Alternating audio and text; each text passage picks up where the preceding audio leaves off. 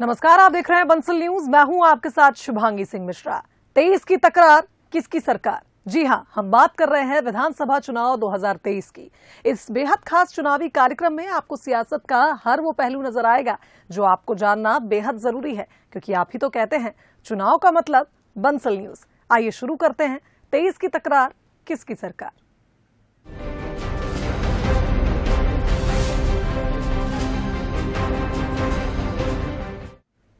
तो सबसे पहले बात करेंगे इलेक्शन टुडे की, जिसमें आज की खबर है कांग्रेस का अधूरा विश्वास। मध्य प्रदेश विधानसभा के बजट सत्र के 5वें दिन जमकर हंगामा हुआ।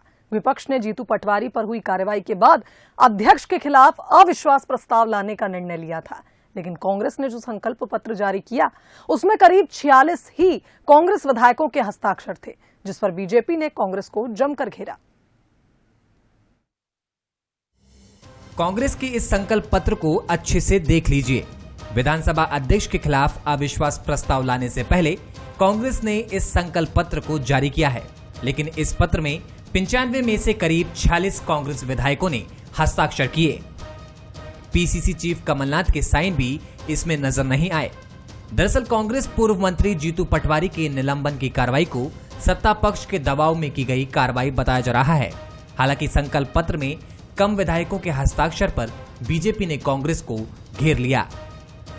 पूर्व मुख्यमंत्री आदरणीय कमलनाथ जी ने सहमति व्यक्त नहीं की, कोई दस्तखत नहीं किए। जो दस्तखत है वो आधे हैं, जो सदन की कुल संख्या है उससे आधे दस्तखत है। बेचारा अकेला रह गया। वो शोले पिक्चर की वो बात याद आती है, आधे इधर जाओ आधे उधर जाओ, बाकी मेरे पीछे आओ। ये स्थिति हो गई है कांग्रेस की। विपक्ष विधानसभा चलाना नहीं चाहता है। विपक्ष की हालत खराब है। अभी कल के रिजल्ट आए, क्या स्थिति उनकी हुई है कांग्रेस के लोगों की, मित्रों की। इसलिए अभी भी पूरे दिन विधानसभा चल सकती थी। 4 ध्यान आकर्षण थे, ध्यान आकर्षण पर चर्चा होती, जनता के हित के मुद्दे आते। तो मुझे लगता है कि विपक्ष विधानसभा चलाने में कोई रुचि है नहीं। सत्ता पक्ष, हमारे संसदीय कार्य मंत्री नरोत्तम मिश्रा जी ने कहा हम तैयार हैं, चलाने के लिए तैयार है, चर्चा के लिए तैयार है। गुंडागर्दी को थोड़ी स्वीकार करेंगे। भले ही बीजेपी संकल्प पत्र को कांग्रेस के भीतर मची खींचतान से जोड़ रही हो, लेकिन विपक्ष अध्यक्ष की कार्रवाई को अलोकतांत्रिक बताने पर तुला है। पूर्व मंत्री सज्जन सिंह ने जीतू पटवारी पर हुई कार्रवाई पर भी सवाल उठाए हैं। बाबा साहब अम्बेडकर के लिखे हुए संविधान का अपमान किया, गुंडागर्दी करी। हमने कहा उसका तत्काल निलंबन करिए। तत्काल निलंबन करने की मांग करी, जिसे नहीं माना, जिसे स्पीकर ने नहीं माना। एक तरफ जीतू पटवारी को 1 मिनट में निलंबित, नरोत्तम मिश्रा को क्यों नहीं चलो निलंबित क्यों नहीं किया। कल सामूहिक निर्णय में माननीय हमारे नेता कमलनाथ जी ने समूचे प्रदेश को, देश को संदेश दिया है। आप लोगों की समझ का कल हमारे पार्टी के नेता प्रतिपक्ष और सम्मानीय विधायक कल अब मंत्री अध्यक्ष महोदय के प्रति अविश्वास प्रस्ताव रखेंगे। 60-70 लोगों के अभी हस्ताक्षर हैं, बाकी के हस्ताक्षर अभी हमने जो विशेष हनन का प्रस्ताव माननीय संसदीय कार्य मंत्री के प्रति रखा है विरुद्ध, उसमें 12-14 प्रस्तावक हैं। हम लोग जो नियम कायदे में है वो हमने पूरा किया है। कुल मिलाकर जीतू पटवारी के मामले पर विपक्ष सदन में एकजुटता दिखाने की कोशिश कर रहा है, लेकिन संकल्प पत्र पर आधे विधायकों के हस्ताक्षर ने उसकी एकजुटता पर सवाल उठा दिए हैं। बीजेपी तो इसे कांग्रेस की गुटबाजी बता रही है। खैर जो भी हो, लेकिन इतना तो साफ दिख रहा है कि सत्ता पक्ष और विपक्ष अब आर पार की लड़ाई के मूड में आ गए हैं। Bureau report, Bansal news. चलिए आगे बढ़ते हैं। इलेक्शन टुडे में आज की दूसरी खबर है सिंधिया की सक्रियता। ग्वालियर में केंद्रीय मंत्री ज्योतिरादित्य सिंधिया की सक्रियता से सियासी माहौल बदल गया है। कयास भी शुरू हो गए हैं कि मौजूदा परिस्थिति को देखते हुए कहीं सिंधिया ग्वालियर से चुनाव तो नहीं लड़ने जा रहे। ये रिपोर्ट देखिए। सिंधिया का बदला अंदाज। ग्वालियर में सक्रिय महाराज, अव्यवस्था पर अफसर को फटकार। क्या अपनी चुनावी जमीन कर रहे तैयार? ये क्या हो रहा है? बोलो कॉन्ट्रैक्टर, वो कॉन्ट्रैक्टर, ये क्या हो रहा है? क्या है ये क्या हो रहा है? रखा हुआ है ऐसे। ज्योतिरादित्य सिंधिया की ये तस्वीरें इन दिनों हर जगह सुर्खियों में हैं। वो ग्वालियर दौरे पर हैं और लगातार विकास के कामों का जायजा ले रहे हैं। उसी कड़ी में थीम रोड कक्का फाउंटेन बुरी हालत में मिला। टूटी टाइल्स और गंदा पानी देखकर सिंधिया नाराज हो गए, लेकिन यहीं एक बुजुर्ग महिला को गले लगाते भी दिखे। महिला ने सिंधिया के सिर पर हाथ फेरा और आशीर्वाद दिया। थीम रोड का भी हम लोग ने निरीक्षण किया है। वहाँ फिनिशिंग में हम लोगों को इम्प्रूवमेंट लाना है। मैंने कहा है जो खंबे हैं वो खंबे भी पुराने वाले दिखने चाहिए, और वो थीम रोड भी मैंने जो आप लोगों से निवेदन किया था पिछले बार कि 31 मई तक पूर्ण रूप से तैयार हो जाना चाहिए, ताकि उसका उद्घाटन भी मुख्यमंत्री जी के द्वारा हम लोग कर पाए। हालांकि सिंधिया का अफसर को डांटना बहुत तूल देने वाली बात नहीं बनी, क्योंकि निरीक्षण के बाद सिंधिया निगम आयुक्त किशोर कान्याल के घर पहुंचे। वीडियो कॉल कर निगम आयुक्त की बेटी दिव्यांशी को शादी की शुभकामनाएं दी। सिंधिया की इस सक्रियता को लोग सियासी चश्मे से भी देखने लगे हैं। सियासी गलियारों में चर्चा हो रही है कि क्या सिंधिया ग्वालियर सीट से लोकसभा लड़ने का मन बना रहे हैं, क्योंकि पिछला लोकसभा चुनाव गुना सीट से वो हार चुके हैं। कांग्रेस पूरी मजबूती के साथ ग्वालियर में खड़ी हुई है और कांग्रेस को कोई असर नहीं पड़ने वाला। अभी हाल ही के चुनाव में नगर निगम में हमने 57 साल बाद महापौर को जिताया है, और हमें विश्वास है कि ग्वालियर की जनता ऐसे लोगों को कभी स्वीकार नहीं करेगी जिनने पार्टी से गद्दारी करके और दूसरी पार्टी में जाके सरकार बनाई। राजनीति में कयास कई बार सच भी साबित हो जाते हैं। सिंधिया के साथ तो संयोग भी जुड़ रहा है। उनके पिता माधवराव सिंधिया की लोकसभा सीट ग्वालियर रह चुकी है। कभी उनके पिता ने ग्वालियर की जगह गुना को चुना था, तो क्या अब सिंधिया गुना की जगह ग्वालियर को गढ़ बनाने की सोच रहे हैं? ब्यूरो रिपोर्ट के साथ उमेश पाराशर, बंसल न्यूज ग्वालियर।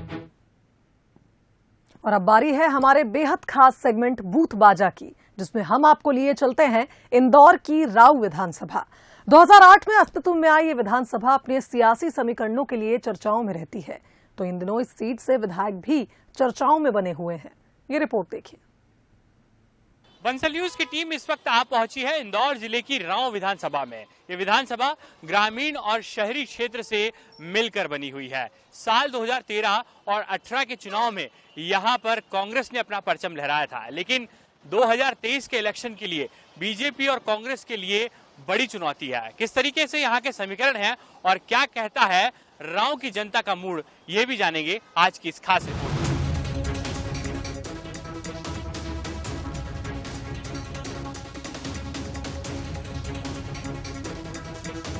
करीब 3,15,000 वोटर्स वाली राऊ विधानसभा इंदौर के शहरी और ग्रामीण क्षेत्र से जुड़ी हुई है।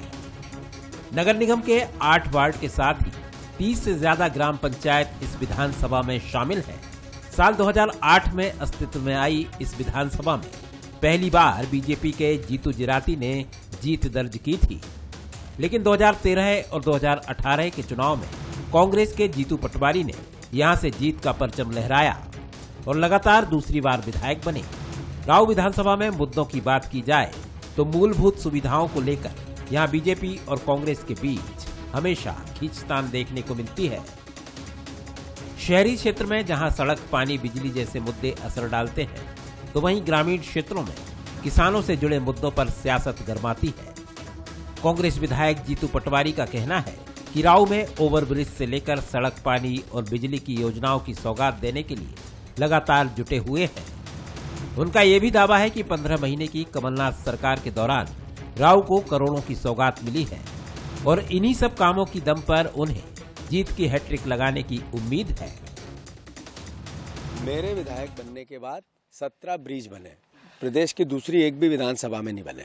मेरे विधायक बनने के बाद एक भी रोड, वो चाहे खंडवा रोड हो, चाहे कनाड़िया रोड हो, चाहे नेमावर रोड हो, चाहे धार रोड हो, चाहे एबी रोड हो, चाहे एयरपोर्ट रोड हो, चाहे ऐसी एक भी रोड जो सिंगल डबल रोड थी जो 6 लेन हो गई। ये ईश्वर की कृपा है कि एयरपोर्ट तक का विस्तार हमारी विधानसभा में वो यहाँ हुआ। ये ईश्वर की बात है कि हमारे यहाँ 40 कॉलेजेस हैं, 40 कॉलेजेस सरकारी और प्राइवेट, ये किसी दूसरी विधानसभा में नहीं। 40 अच्छे स्कूल है जो टॉप के स्कूल जिसमें एडमिशन लेने के लिए मध्य प्रदेश के लोग आते हैं, प्राइवेट भी है, सरकारी भी है और मिशनरी के भी है। ये हमारा सौभाग्य है। ये ऐसा कहीं दूसरी विधानसभा में नहीं है जिसमें 5 यूनिवर्सिटी हो। 4 यूनिवर्सिटी में से 3 की मैंने परमिशन दी मिनिस्टर बनने के बाद। साल 2018 में बीजेपी के टिकट से चुनाव लड़ने वाले मधु वर्मा को 5,700 वोटों से हार का सामना करना पड़ा था, लेकिन बीजेपी इस बार राव में कमबैक का दावा कर रही है। बीजेपी का कहना है कि शिवराज सरकार ने राव के विकास कार्यों को रफ्तार दी है और इस बार राव की जनता बीजेपी का साथ देगी। कुल मिलाकर ये चुनाव, आज मैं डंके की चोट बोलता हूँ कि ये चुनाव ऐतिहासिक मतों से भारतीय जनता पार्टी जीतेगी। आप देखिए शहरी क्षेत्र में भी हमारे जो पार्षद जीते हैं, ये हमारे विकास के काम का ही परिणाम है। मध्य प्रदेश सरकार, केंद्र का, नगर निगम का, कि आप देखिए कि सारी दूर की जो लीड है वो करीब 32,000 की। हमारे 2 वार्ड हारे भी हैं तो किन्हीं कारणों से हारे हैं, लेकिन वहाँ पर हमारे मतों के हारने की वो नहीं है। और पूरे ग्रामीण क्षेत्र में भी देखें परिदृश्य में तो मतलब कहीं ना कहीं भारतीय जनता पार्टी का जनाधार बहुत तेजी से बढ़ा है। और हमारे माननीय मुख्यमंत्री जी जिस तरह से काम कर रहे हैं, चाहे वो सामान्य वर्ग में हो, आदिवासियों में, किसानों के लिए हो, हर जगह मतलब बड़े पैमाने पे काम कर रहे हैं। मैं समझता हूँ कि अभी अगर आप सर्वे भी कराएंगे या लोगों में भी जाएंगे तो निश्चित है कि मतलब उसका हमको लाभ मिलेगा। बीजेपी और कांग्रेस की खींचतान के बीच विकास कार्यों को लेकर जनता भी पशोपेश में है। जनता का कहना है कि विधानसभा में बड़े विकास कार्य हुए हैं, लेकिन जनता को अभी भी मूलभूत सुविधाओं का इंतजार है। इस बार हमारे नगर में प्रतिनिधि ऐसा चाहिए जो भावनगर के विकास के ध्यान में रखे, क्योंकि हमने पिछले 5 साल तक जो पूर्व पार्षदों और पूर्व विधायकों को देख चुके हैं, तो भावनगर में किसी भी तरह का विकास की कमी हो रही है। इस बार हमें बहुत अच्छा प्रतिनिधि चाहिए। प्रतिनिधि तो हम चाहते हैं कि ऐसा मिले जो इस कॉलोनी का विकास करे, लेकिन जो भी आते हैं सब ऐसे कैसे ही आते हैं। किस पर विश्वास किया जाए? नहीं कोई कांग्रेस, न कोई बीजेपी, न कोई दुनियादारी।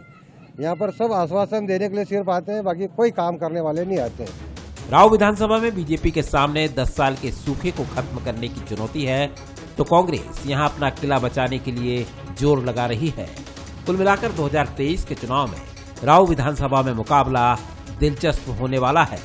राव विधानसभा में शहरी और ग्रामीण मतदाताओं के मूड को समझना बीजेपी और कांग्रेस के लिए हमेशा से ही चुनौतीपूर्ण रहा है, लेकिन अब मिशन 2023 की बारी है। ऐसे में मतदाताओं का दिल जीतने में आखिर कौन कामयाब होगा, ये आने वाला वक्त बताएगा। फिलहाल धीरज के साथ पीयूष पारे, बंसल न्यूज, इंदौर।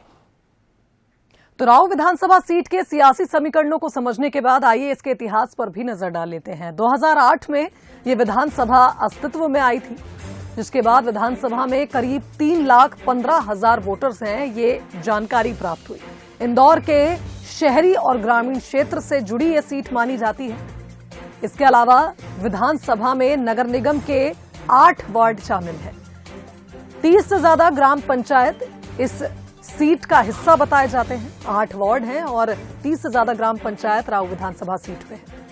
और 2008 में यहां बीजेपी के जीतू जिराती ने जीत दर्ज की थी, और उसके बाद 2013 और 2018 की बात की जाए तो यहां पर कांग्रेस के जीतू पटवारी लगातार जीतते आए। चलिए यहां रुकेंगे छोटे से ब्रेक के लिए, फौरन लौटेंगे। ब्रेक के बाद रुक कर लेते हैं हमारे अगले सेगमेंट बोले तो नेताजी का। बोले तो नेताजी में आज मुलाकात करिए बीजेपी नेता लोकेश पाराशर से। लोकेश पाराशर प्रदेश मीडिया प्रभारी की जिम्मेदारी संभाल रहे हैं और ग्वालियर जिले की भीतरवार विधानसभा से प्रबल दावेदार माने जा रहे हैं। क्षेत्र के विकास को लेकर उनकी क्या तैयारी है, आइए जानते हैं। हमारे साथ मौजूद हैं वरिष्ठ भाजपा नेता प्रदेश मीडिया प्रभारी लोकेश पाराशर जी। जानते हैं 2023 के चुनाव को लेकर भाजपा किस तरह से तैयारी में जुटी हुई है। भाजपा की बात करें तो 2023, देखो यार 2023 हो या 2024 हो, भारतीय जनता पार्टी तकरार की राजनीति करती नहीं है, सरोकार की राजनीति करती है। और भारतीय जनता पार्टी ने, उनकी सरकारों ने सरोकार स्थापित किए हैं समाज के साथ, जन कल्याण के नए नए कीर्तिमान स्थापित किए हैं। सबका सर्वांगीण कल्याण, ये भारतीय जनता पार्टी की थीम है, सबका साथ सबका विकास। और आप देख रहे हो गांव-गांव तक सड़क, पीने का पानी, हर घर नल योजना, मतलब कितनी बड़ी योजना है कि हर घर में टोंटी से पानी मिल रहा है। आज इतना बड़ा काम है, हर गांव तक सड़क पहुंची है। प्रधानमंत्री ग्राम सड़क योजना के कारण, अटल बिहारी वाजपेयी जी के कारण पानी पहुंच रहा है, नरेंद्र मोदी जी के कारण संबल पहुंच रहा है, किसान समृद्धि निधि पहुंच रही है। मतलब ऐसा कोई काम नहीं है जिसमें हम जो है पीछे रहना चाहते हैं, क्योंकि हम ऐसा मानते हैं कि मध्य प्रदेश में और भारत में जनता के द्वारा जनता के लिए सरकार है, इसलिए जनता ही सर्वोच्च है और उसके हितों का साधन करना ये सरकार का काम है। बिल्कुल, इस वक्त भितरवार विधानसभा में आप खड़े हुए हैं, आप भी दौरे कर रहे हैं। 3 बार से लगातार सरकार भाजपा की बनी हुई है, आ रही है लगातार, लेकिन यहाँ की बात करें तो विधानसभा में हर बार कांग्रेस जीती। सबसे पहले तो मैं ये कहना चाहूँगा कि भितरवार क्षेत्र में विकास उतना नहीं हुआ जितना होना चाहिए, क्योंकि सरकार जितना विकास कर रही है उतना ही विकास हो रहा है। विकास का मूल आधार होता है जनप्रतिनिधि की सूचना, जनप्रतिनिधि की जागरूकता, और जनप्रतिनिधि की जागरूकता में कहीं ना कहीं कमी है। और मुझे याद नहीं है कि कभी माननीय मुख्यमंत्री जी के पास या अन्य किसी के पास वो भितरवार के कोई ऐसी व्यवस्थाएं लेकर पहुंचे हो, ऐसी बातें लेकर के कि यहाँ नहर खुदना है, यहाँ सड़क बनना है, यहाँ खरंजा बनना है, यहाँ पुलिया बननी है। वो प्रतिशोध में जलते रहते हैं राजनीतिक प्रतिद्वंद्विता के कारण। लेकिन मुझे लगता है कि भितरवार अब बदलाव चाहता है और उस दिशा में चीज़ें आगे बढ़ रही हैं। भितरवार भी विकास की मुख्य धारा में जो अन्य विधानसभाओं में, अन्य जिलों में, अन्य कस्बों में हो रही हैं, उस धारा में शामिल होना चाहता है। क्या लगता है इस बार अगर पार्टी, आप भी घूम रहे हैं, क्षेत्र का भ्रमण कर रहे हैं, आपको भी अगर चुनावी उसमें समर में उतारती है तो क्या विजन रहेगा भितरवार विधानसभा के लिए? देखो, एक बात तो ये है कि मेरा घर है, मैं घूम नहीं रहा हूँ, मेरा घर है, भितरवार विधानसभा में आता है, ये कोइंसिडेंट है कि आता है। लेकिन भितरवार में ऐसा लगता है कि विकास की तड़प जागी है लोगों में और आने वाले दिनों में वो परिवर्तन देखना चाहता है। भारतीय जनता पार्टी में किस कार्यकर्ता का क्या इस्तेमाल पार्टी को करना है, ये पार्टी के ऊपर डिपेंड करता है। ये मेरे आपके किसी के ऊपर डिपेंड नहीं करता कि कौन चुनाव लड़ेगा नहीं लड़ेगा, ये पार्टी को तय करता है। भाजपा के लिए फेहरिस्ती बहुत लंबी है दावेदारों की भितरवार से, किस तरह से पार्टी देखती है? ये भितरवार नहीं, ये हर जगह भारतीय जनता पार्टी आज 18 करोड़ कार्यकर्ताओं की पार्टी है। भारतीय जनता पार्टी की लोकप्रियता शिखर पे है। निश्चित तौर पे भारतीय जनता पार्टी से बड़ी ताकत में लोग जुड़ रहे हैं, बड़ी तादाद में, तो स्वाभाविक रूप से ज़्यादा कार्यकर्ता जुड़ते हैं, अधिक योग्य कार्यकर्ता होते हैं तो सूची लंबी होती है, लेकिन पार्टी उसमें से हर कार्यकर्ता के लिए कोई ना कोई काम चुनती है। तो बिल्कुल, ये थे हमारे साथ वरिष्ठ भाजपा नेता, मीडिया प्रभारी प्रदेश लोकेन पाराशर जी, जिन्होंने विकास और भितरवार की दिशा के बारे में बताया और आने वाले राजनीतिक हलकों को लेकर भी अवगत कराया। मनोज चौबे, बंसल न्यूज, भितरवार। और चलिए अब चुनावी जायका भी ले लेते हैं। बंसल न्यूज की टीम ने रतलाम में चाय की चुस्कियों के साथ चुनावी जायका लिया और जाना कि कैसा रहेगा 2023 का समीकरण। 2023 के चुनावी जायके के लिए आज हम आ गए हैं रतलाम शहर के बजरंग टी स्टॉल पे, जहां की चाय जो है बड़ी ही फेमस है। रतलाम ही नहीं, इसके आसपास के शहरों में, वहीं महानगरों में भी। विशेषता यह है कि यहाँ की चाय में विशेष तौर पर केसर डाला जाता है। केसर डाल के यहाँ चाय बनाई जाती है जो लोगों को बड़ी ही भाती है और इसका आनंद ही कुछ अलग होता है। और यही आनंद के साथ साथ इस बार हम आज बात करेंगे चुनावी 2023 की और जायका लेंगे 2023 के चुनाव का।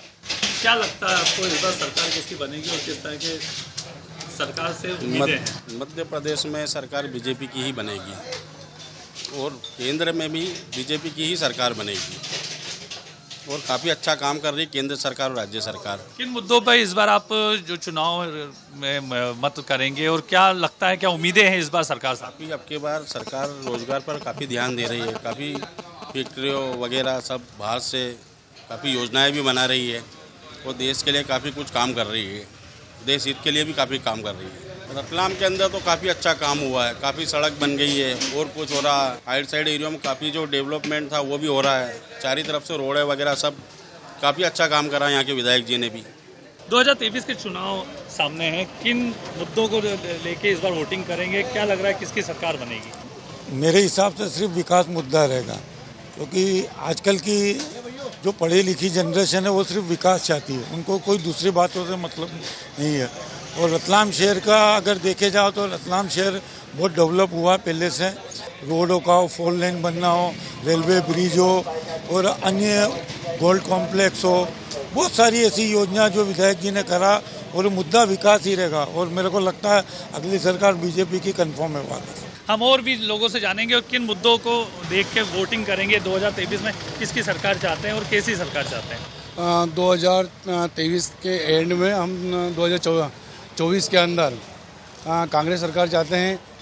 जनता की राय है, जनता अपनी बात कह रही है और हम यहाँ से और भी जनताओं से जानेंगे कि किन मुद्दों को लेके इस बार चुनाव मैदान में जो प्रतिनिधि आएंगे उनको किस तरह से वोटिंग करेंगे, क्या उम्मीदें हैं सरकार से?